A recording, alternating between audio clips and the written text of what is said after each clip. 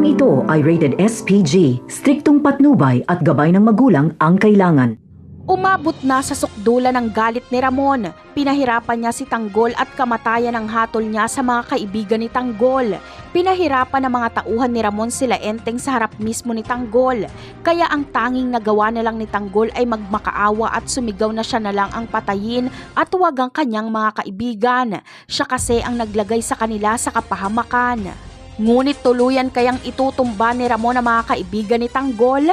Ang sagot ay hindi. Dahil kapag ginawa niya ito ay hinding-hindi na sila magkakaayos ni Tanggol at papatayin siya nito.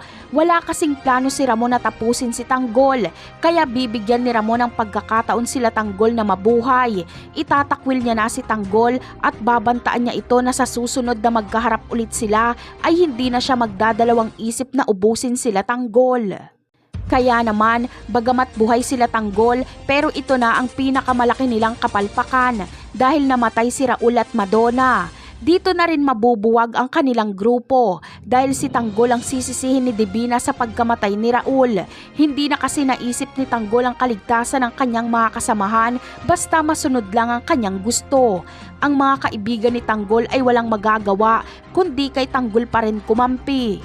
Habang si Divina naman ay titiwalag na, gagamitin niya ang lahat ng kanyang yaman para gumanti kay Ramon at pati na rin kay Tanggol. Alam ni Divina na kulang ang kanyang kapangyarihan para kalabanin ang mga Montenegro kaya makikipag-alyansa siya kay Roberto. Papayag naman itong si Roberto dahil sa sitwasyon nila ngayon ay kailangan din nila ng kakampi laban sa mga Montenegro. Sayang itong si Divina, mabuti sanang kakampi. Pero dahil sa mga maling desisyon ni Tanggol ay naging kalaban tuloy.